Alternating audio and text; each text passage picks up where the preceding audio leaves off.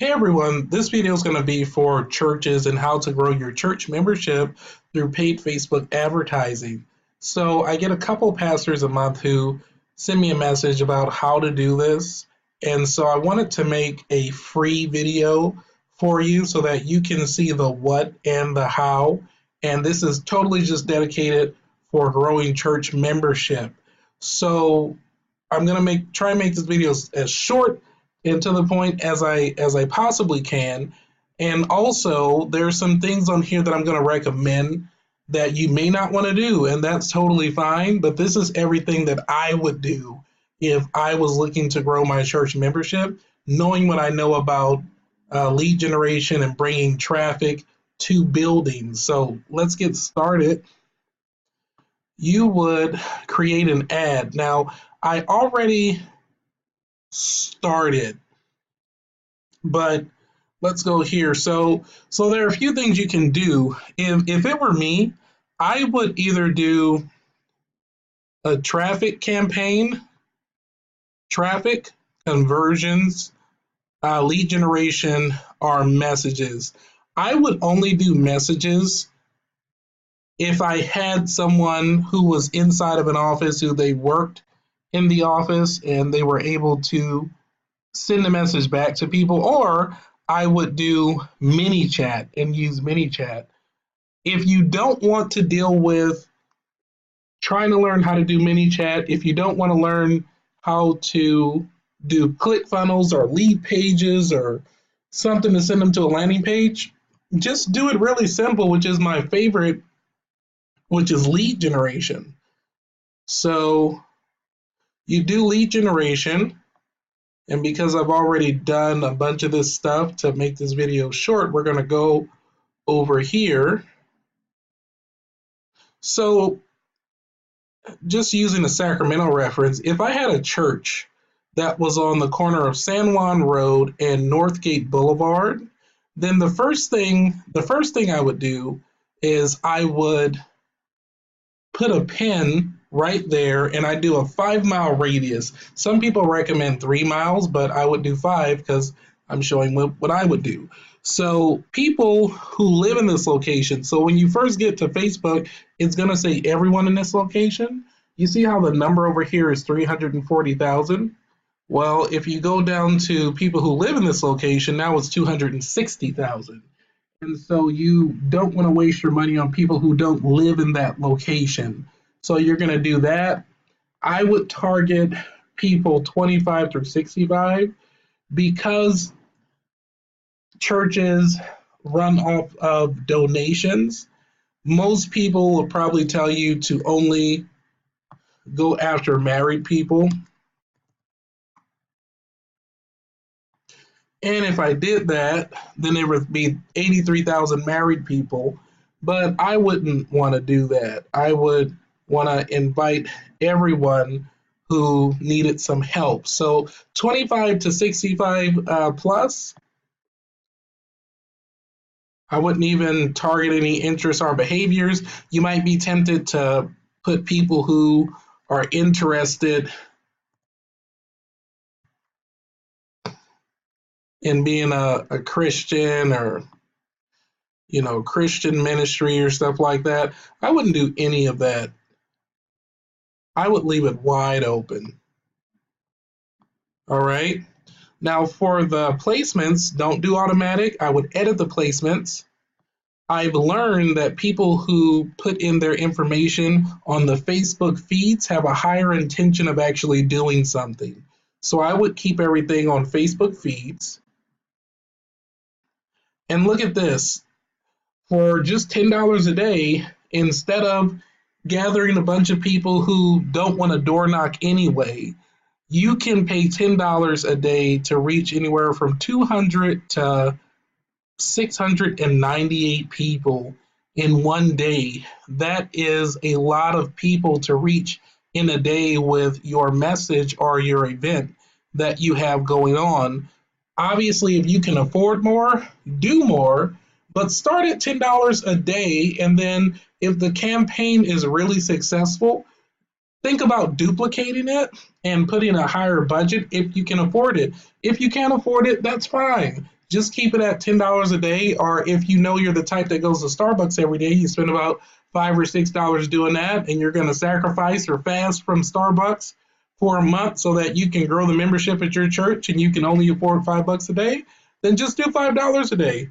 And if you did that, based on the crowd this size, you would be reaching 91 to 392 people just based off of this audience.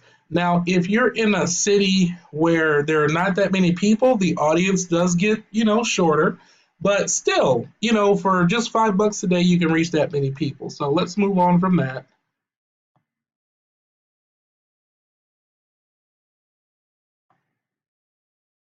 So here is what I believe the most difficult part of the ad, which is the ad copy. Ad copy are the words that you see written here, the ad picture, and the headline, because they all have to go together and you want to make sure that it makes sense. So here's something that I just came up with. Took me about 10 minutes or so. So it says, I seriously wanted to end my life. Everything that I thought I was going to do with my life was slowly becoming out of my reach. They say that if you try hard, that everything will come together, but that wasn't the case for me. It's like every time I tried, something would happen to set me back. So I got depressed, and pretty soon I didn't want to do anything. And every time my family tried to help me, they just make it worse. Until one day I learned about true purpose, what it means, and how to use it to reverse all the bad things in my life. Reversing the bad things in your life is more simple than you think. If you want to learn how to reverse all the bad in your life and learn how to use true purpose to really live, I was supposed to say live your best life, click the button below and let's do this together. And then, um, as the headline, how to reverse all the bad in your life and find your true purpose. And then you see a guy here on the cliff. Now, this for me, this is actually the ad that I would use. I don't know how I came up with that, but it was just kind of on the fly. It sounds good to me. And as a marketer, you don't know what's going to work until you test it anyway. So this sounds good. I would actually use this. If you can't come up with anything, then you have my permission to use these exact same words and come up with some sort of true purpose Bible study. Now, the reason why you probably notice I didn't use anything God, Jesus, or anything like that, and that is because I want to teach you how to try and bring people in without them feeling or knowing that they're actually coming to a Bible study. So if it were me, I would hold a Bible study on a Wednesday or a Thursday, and I would do something like this, and I would have a true purpose series on a Bible study series that where I would use scripture. Now, because this is going to attract all kinds of people, and maybe you're going to attract a bunch of people that don't even know church, never been in church before, one of the first things I would do with this true purpose Bible study is at first I wouldn't even call it a Bible study, I'd just call it true purpose. And then when they opt in, let's go down here. So you're going to have to create a lead form. So this lead form is like a landing page. And for this lead form, I would highly recommend that you use this intro to really bring your point home so that it doesn't look so empty. Sometimes I click on a lead form just to see how it looks, and it's empty. Like the paragraphs don't say anything, it's just collecting a name and an email. Well, when people look at your lead form, that's your chance. First off, they read the copy, so now they're interested. And the lead form is meant to take them all the way home, right? So you want to reiterate and reinforce that message.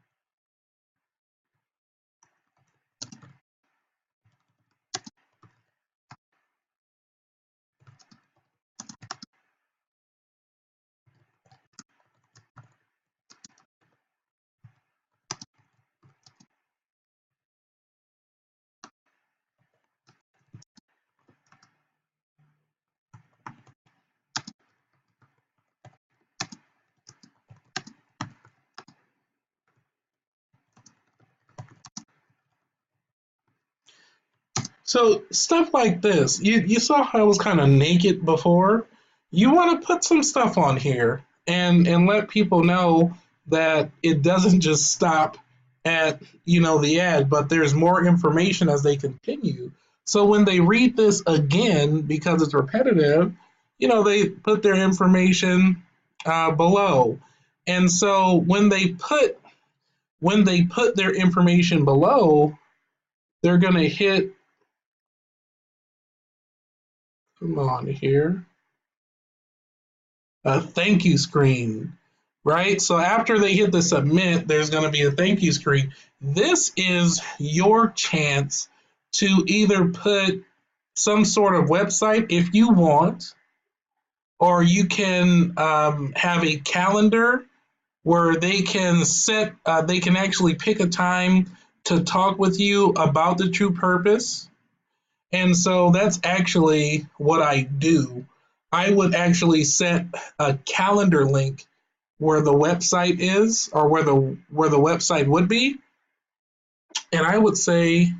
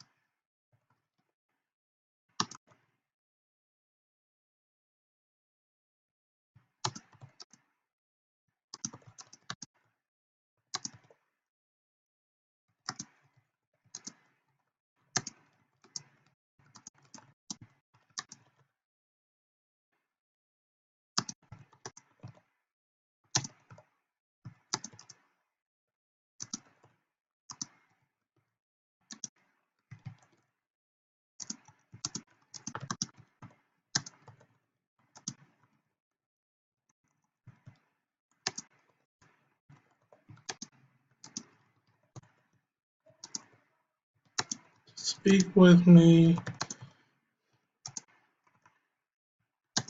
I'd love to hear from you. Something like that. Okay? And on here,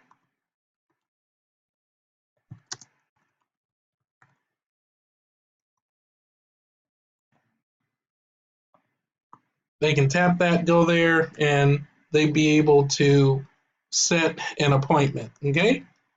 So I'm going to go ahead and exit out of this. So let's talk about what happens after they submit their information. And I actually should keep this open so it's up to you. You can either ask for a name and email, or you can ask for a name, a phone number, and email. If you're gonna ask for a name and an email, you are going to need to have what's called an email sequence. So, have you ever put something into your information into a form, and right after that you received an email? This is what you want to do for the people who opt in. You're going to want to send a congratulations, or we're so happy to have you. Some sort of email sequence like that. But the first email that you want to send is introducing yourself, whoever is the pastor. So if I were you, because you want to be relatable to people, you don't want to seem so high up. I wouldn't even say, "Hey, this is Pastor Jim Smith." I wouldn't say that. I would send my first email, and I would introduce myself in a YouTube video, and I would express, hey, this is Jim Smith. I see that you opted in for our True Purpose sessions, and we're so happy to have you. Down below this video, you'll see the address to our next, and the address and time to our next True Purpose study that we're going to be having here pretty soon. And we hope to see you there. We're going to have food, snacks. We'll even have a notebook personalized for you with your name on it. We hope to see you there. Thanks again. Something like that. And then throughout the week, I would send another email. I would send at least 1 to 2 emails a week to keep up with these people. The reason why I have this open, I don't know if I'll get in trouble for this, but I just saw this on my news feed, and I think it's one heck of a deal. So the question is, how do I put all that stuff into an email sequence? Well, you want to use something like ActiveCampaign, and you can also use MailChimp. I'm not sure if they have, I think they do. Here we go, MailChimp. You can use either one. I would use ActiveCampaign if I were you. Especially if you're going to ask for their phone number, you can automate it to where you can send them a text message and an email at the same time. How cool would it be for them to get a text message from the pastor and you can send a message, 5 minutes after they opt in, and you can also send a YouTube link in that message so that they can go and see your introduction video, who you are, where you're from, how you're so happy to have them. Okay? So the reason why I recommend this one tool is because you can pay one low monthly price and you can get all of these. It depends on which package you pick. You can spend, $45, $95 a month, or even $150 a month. It depends on which package you want. And you can get over $1,000 worth of tools for just $95 a month. It's insane. So if I were you, this is what I would do. Now, let's talk about keeping the members. So it's one thing to say something to get them in, but it's how you and your congregation treat them that will determine whether or not they'll stay. So lead generation is not enough. Everyone has to be on the same page. You have to let people know this is what I'm doing. This is how we're planning on getting people in. So expect this. And when they come, if you have people that are trained to be hospitable, or if you can train them to be more hospitable and how to handle people, you want to put your best people up that are nice. They smile, they smell good. You want these people up there so that you can keep these people in here. And one of the reasons why I recommend you send them to Bible study and not a regular church service is because, from what I found, a lot of people are leery to go to church on a Sunday. But if you create a message that is worth it, they have no problem. They have no problem whatsoever going to some sort of study group. But little do they know it's really Bible study, right? And if you have one of those churches that have praise and worship before Bible study, and you're a little bit apprehensive to have the people come while there's singing going on, that's okay. If praise and worship is from 7:30 to 8 or 7:30 to 7:45, then it's okay to tell the people who opt in that the True Purpose study group starts at 7:55. That way they can come in after, and then once they come in, they get acclimated. You can let them know next time if you all want to show up earlier, they'll be singing and we'll be worshiping. If not, we'll have the same thing later on. And then you just keep up with them, all the time. So this is one of the things that I would do. There are a few things, but this is one of the things that I truly would do if I was looking to grow my membership. And the reason why you want emails is because people actually do check their emails, believe it or not. There are tons and tons of companies who make a lot of sales just through email because people still check them. So I said that to say, don't look at email like, why would I just send that? You want to do that so that even if they don't show up to the first class or the second class, after you start, you gear up. So first you want to gear up to your study group, right? And then once the study group starts, for the people who didn't come, you want to send them updates. Oh, this is what you missed. Oh, this is what we talked about. And you want to send it in a video format because most people want to watch videos and they don't want to read. So every week you tell them what they're missing, and then you incentivize them to come by telling them what's going to be there at the next True Purpose study group. And so maybe it'll take 8 weeks before a family of 5 comes through, your doors, but you'll get these people that come in and they'll say, you kept sending me, the emails, and I would get a text from Jim Smith, and now I see he's the pastor. I really appreciate that, and him, checking on us and everything. And so now you have a family of 5 who, they brought their family and their friends and their friends and their family. And so you really want to nurture these people so that they get to know you, because they may not all come on the first study group, but they'll come on the second, third, or fourth. And that way you can also keep them up to date with the events that are happening at the church. So this is what I would do. I hope this helps, and good luck.